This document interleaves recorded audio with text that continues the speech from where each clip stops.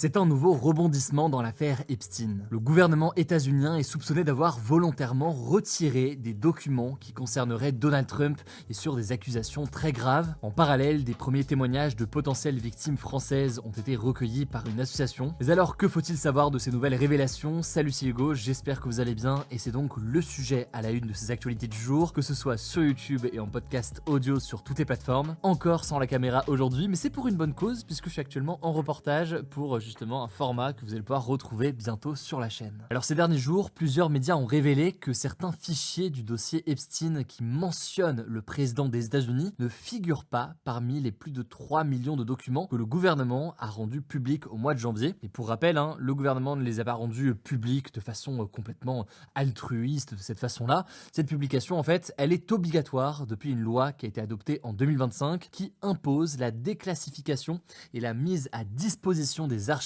qui sont liées à cette affaire. Et pour rappel, pour ceux qui débarquent, en une phrase, Jeffrey Epstein, c'est un financier américain très influent, proche de nombreuses célébrités, et c'est un criminel et pédocriminel sexuel accusé d'avoir dirigé pendant des années un grand réseau d'exploitation sexuelle de jeunes filles mineures. Il a été retrouvé mort dans sa prison en 2019 avant d'être jugé. La thèse retenue est celle d'un suicide, même si certains en doutent. On a déjà eu l'occasion d'en parler à plusieurs reprises sur la chaîne. Alors, selon NPR et le New York Times, le FBI a mené 4 entretiens concernant des accusations venant d'une femme, une femme qui, à l'époque des faits, n'était qu'une petite fille. Or ici, cette femme accuse Donald Trump et Jeffrey Epstein d'agression sexuelle lorsqu'elle était encore une jeune fille. En fait, plus précisément, elle s'était manifestée lorsqu'elle était adulte, donc, à la suite de l'arrestation d'Epstein en 2019, et elle affirme avoir subi, alors qu'elle n'avait que 13 ans dans les années 1980, des agressions sexuelles de la part des deux hommes. De son côté, Donald Trump nie formellement les faits. Le FBI avait donc mené des entretiens. Le truc, c'est que un seul des résumés de ces entretiens, celui qui portait sur Jeffrey Epstein,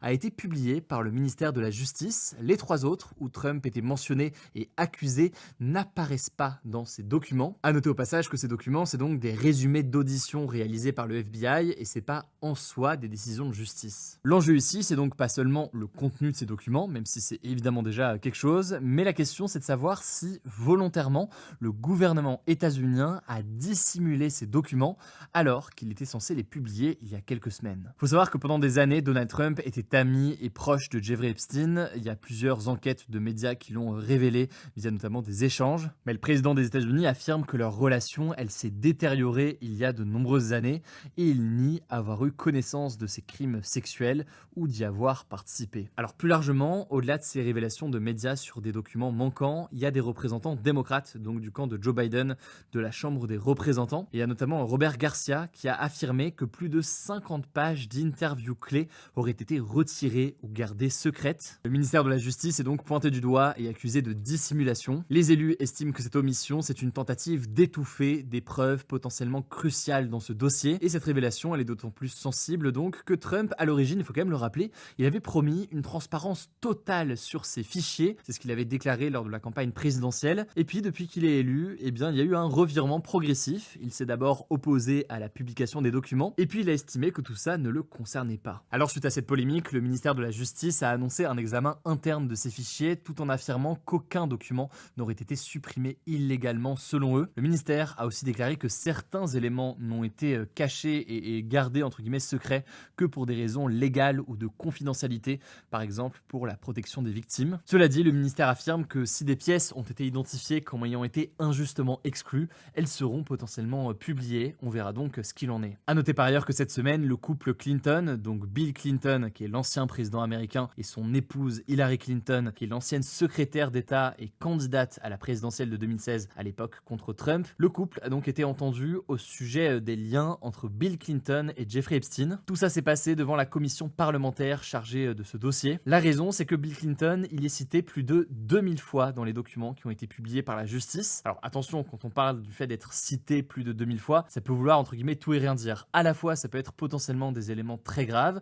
à la fois, ça peut être des éléments potentiellement qui indiquent qu'il y a une connaissance, une relation entre les deux, et à la fois, dans certains cas, ça peut être uniquement le fait que dans des mails par exemple d'Epstein, le nom de telle ou telle personne est cité. Bon, en l'occurrence, dans le cas de Bill Clinton a de son côté toujours nié avoir eu connaissance des crimes d'Epstein, même si, et ça en l'occurrence l'occurrence c'est factuel, eh bien les deux hommes se connaissaient et se fréquentaient. Alors pendant son audition, Hillary Clinton a fermement nié toute implication ou connaissance des activités criminelles d'Epstein et de sa compagne Ghislaine Maxwell, qui est actuellement en prison. Elle affirme de son côté n'avoir jamais rencontré Jeffrey Epstein, ne s'être jamais rendue dans ses propriétés ou quoi que ce soit. Enfin, elle a appelé à ce que d'autres personnalités, notamment Donald Trump, soient entendues sous serment. Pour ce qui est de Bill Clinton maintenant, c'est évidemment une audience qui est très attendue. Eh bien, il sera entendu ce soir, heure française, donc on aura l'occasion de faire un nouveau point sur le sujet potentiellement demain. Ça, c'est donc pour ce qui se passe aux États-Unis, mais c'est aussi important de faire un point sur la situation en France. L'association Innocence en danger a en effet lancé un espace d'écoute sécurisé pour les potentielles victimes françaises ou personnes disposant d'informations utiles, le tout dans le cadre des enquêtes qui ont été ouvertes récemment par le parquet de Paris sur cette affaire. En seulement 2 jours, 15 nouveaux témoignages de femmes françaises qui vivent toutes à l'étranger aujourd'hui affirment avoir été agressées par Epstein ou alors par des complices d'Epstein sur le sol français. Certaines étaient mineures au moment des faits. L'une d'entre elles raconte notamment avoir été agressée avenue Foch à Paris dans le domicile du financier américain. C'est un lieu qui est déjà connu dans l'enquête comme l'un des points d'ancrage en quelque sorte du financier américain dans la capitale. Alors attention, il faut noter qu'aucune enquête n'a été ouverte pour le moment, tout ça est très récent, mais c'est des témoignages qui peuvent potentiellement apporter une nouvelle dimension à l'enquête française. En effet, il faut comprendre donc que le parquet de Paris a récemment annoncé l'ouverture de plusieurs enquêtes pour relancer donc certains dossiers, et parmi ceux-là, il y a notamment celui qui porte sur l'agent de mannequin français Jean-Luc Brunel, lié historiquement au réseau de Jeffrey Epstein. Voilà, ça me semblait essentiel de faire un nouveau point sur les nouvelles informations dont on dispose. Vous le savez, c'est un sujet qui est important, on l'a abordé à de très nombreuses reprises à la une de ces actualités du jour ces derniers jours, avec à chaque fois des angles différents. On continuera évidemment à suivre la situation sur YouTube et en podcast audio sur toutes les plateformes. Pour l'actualité aussi ce week-end, vous le savez je pense, mais on est très actif maintenant sur Instagram avec plusieurs actualités et formats au quotidien. Le nom du compte c'est Hugo Décrypte. Je vous laisse avec Léa pour le reste de l'actualité et je reviens juste après. Merci Hugo et bonjour à tous. Alors avant de passer au reste de l'actualité importante du jour, on voulait revenir sur une dernière information autour de ce sujet. Le leader de la France Insoumise, Jean-Luc Mélenchon, a été accusé d'antisémitisme après avoir plaisanté à Lyon sur la prononciation du nom Epstein, un nom d'origine juive. Il a ensuite répondu, mais écoutons d'abord l'extrait. Sauf s'il s'agit de l'affaire Epstein. Ah, je voulais dire Epstein. Pardon, ça fait plus russe Epstein, hein? Alors maintenant vous direz Einstein au lieu d'Einstein, Frankenstein au lieu de Frankenstein. Eh bien voilà, non, tout le monde comprend comment il faut faire. En fait, il faut savoir que beaucoup de noms qui se finissent en Ein sont d'origine juive. Et ici, ce qui fait polémique, ce n'est pas tant le choix de prononcer Epstein ou Epstein, puisque les deux en soi peuvent se dire, mais c'est d'insister sur sa prononciation et de laisser planer l'idée qu'il y aurait derrière une tentative de manipulation ou une volonté par ceux qui disent Epstein de cacher l'origine du nom. Cette sortie de Jean-Luc Mélenchon, elle a suscité l'indignation de très nombreux élus de tous les bords politiques. Par exemple, le premier secrétaire du Parti socialiste, Olivier Faure, a tweeté, je cite, « est antifasciste celui qui combat le fascisme, pas celui qui en réutilise les ressorts les plus dangereux. » Marine Tondelier, des écologistes, une autre alliée de la France Insoumise aux dernières élections, a déclaré « Rien ne va dans ses propos, rien ». Le ministre de l'Intérieur, Laurent Nunez, a quant à lui condamné des propos abjects et Emmanuel Macron, de son côté, a rediffusé l'un de ses discours où il dénonçait, je cite, « un antisémitisme d'extrême gauche ». Jean-Luc Mélenchon, lui, a rejeté ces critiques en affirmant que ces accusations d'antisémitisme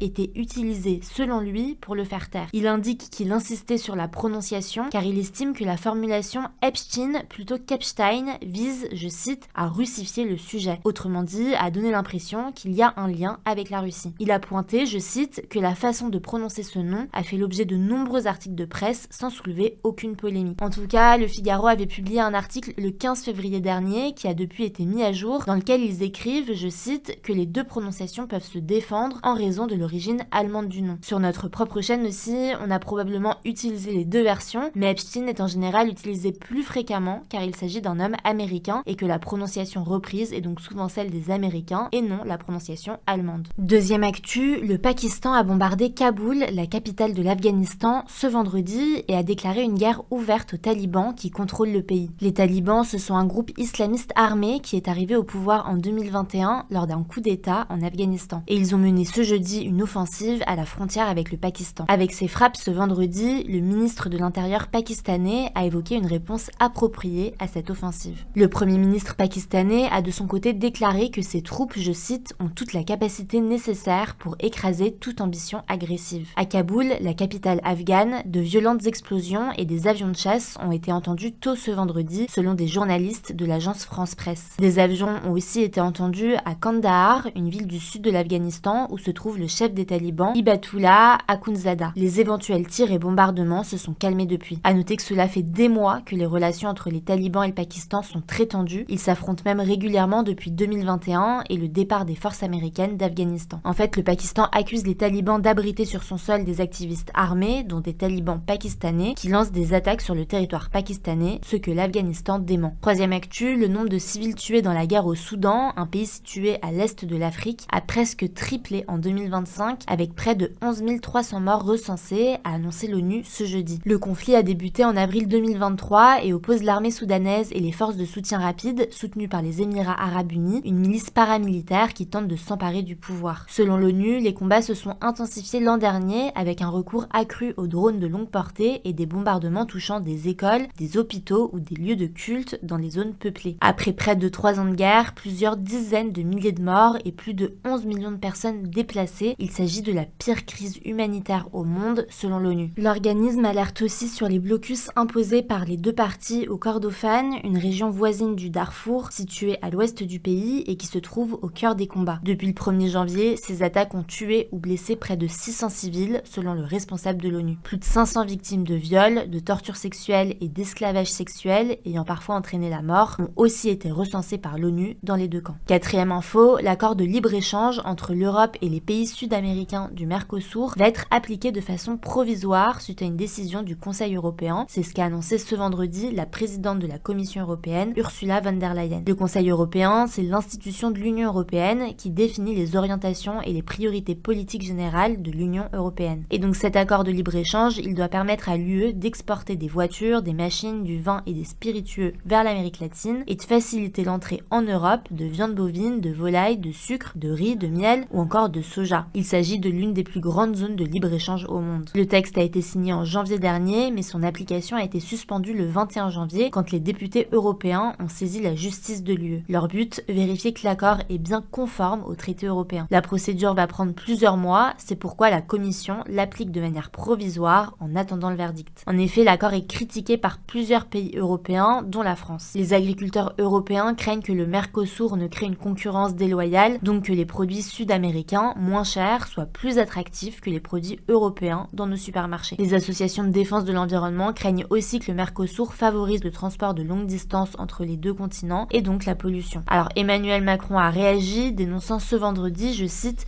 une mauvaise surprise et une mauvaise manière de la part de la Commission européenne après l'annonce de l'application provisoire. Ursula von der Leyen n'a pas donné de date de fin à cette application provisoire. Cinquième actu, les données administratives de 15 millions de Français, dont des personnalités politiques, ont fait l'objet d'une fuite massive, a annoncé le ministère de la Santé ce vendredi. Ces données ont été hackées et se sont retrouvées sur le dark web. L'attaque, qui remonte à fin 2025, visait 1500 médecins qui utilisaient le logiciel MLM qui permet de stocker les dossiers des patients notamment. Cegedim Santé, la société qui édite le logiciel, a confirmé la fuite de données mais sans préciser le nombre de patients impactés. Selon elle, les informations hackées proviennent exclusivement du dossier administratif des patients. Ça comprend donc le nom, prénom, sexe, date de naissance, téléphone, adresse et email. Des annotations libres rédigées par les médecins ont aussi fuité, dont certaines peuvent être des données sensibles selon le ministère de la Santé. Ça représente 1% des patients touchés. Dans ces commentaires peuvent figurer des informations précises sur l'état de santé des patients, comme porteurs de sida ou tendances suicidaires graves. Et je le disais, des dirigeants politiques de premier plan figureraient aussi parmi les dossiers hackés, dont de potentiels candidats à l'élection présidentielle, mais aucun nom n'a été cité. Cegedim Santé affirme avoir prévenu la CNIL, donc le gendarme des données personnelles, et déposé plainte. De son côté, la ministre de la Santé, Stéphanie Rist, a demandé à Cegedim Santé des explications sur les causes de l'incident et à ce que des garanties soient apportées pour éviter toute nouvelle fuite de données. Sixième actu, la plateforme de streaming Netflix a déclaré ce jeudi renoncer à racheter le studio Warner Bros Discovery. Netflix a dit estimer que l'opération n'était plus financièrement attractive. Pour le contexte, Netflix et Warner Bros Discovery avaient annoncé un accord de rachat début décembre 2025. prochain. L'accord ne prévoyait l'achat pour 82,7 milliards de dollars que du studio de cinéma et télévision Warner Bros. Et de la plateforme de streaming HBO Max. Paramount Skydance avait dans la foulée annoncé vouloir acheter l'ensemble du groupe pour 110 milliards de dollars. C'est donc sur cette offre que Netflix a refusé de s'aligner. Avec ce rachat, Paramount va absorber une entreprise qui pèse 6 fois sa propre capitalisation boursière, donc la valeur d'une entreprise. Le groupe va également devoir fortement s'endetter pour tenter de créer un géant du streaming et du cinéma. Et pour finir, on voulait revenir sur la 51e cérémonie des Césars qui s'est tenue ce jeudi soir à l'Olympia et qui était présentée par Benjamin Laverne et présidée par Camille Cotin. C'est finalement le film L'Attachement de Karine Tardieu qui a obtenu le César du meilleur film. Léa Drucker et Laurent Lafitte ont reçu le prix de la meilleure actrice et du meilleur acteur pour leurs rôles respectifs dans Dossier 137 et La femme la plus riche du monde. Côté hommage, l'acteur américain Jim Carrey a reçu un prix d'honneur pour l'ensemble de sa carrière. De son côté, la nouvelle ministre de la Culture, Catherine Pégard, a assisté à la cérémonie le jour même de sa nomination au gouvernement. Elle a notamment été interpellée sur le doublage francophone par Emmanuel Curtil, la voix française de Jim Carrey, qui a appelé à protéger le secteur du doublage menacé par l'intelligence artificielle. En tout cas, la prochaine grande cérémonie de remise de prix au cinéma arrivera vite avec les Oscars aux États-Unis qui se tiendront le 16 mars prochain. Merci beaucoup Léa. Pour plus d'actualités ce week-end, je le disais, rendez-vous sur Instagram. Le nom du compte, c'est Hugo Décrypte. Vous êtes plus de 5 millions là-bas. Merci pour votre confiance. Prenez soin de vous, prenez soin de nos proches, et puis on se dit à demain pour une nouvelle vidéo.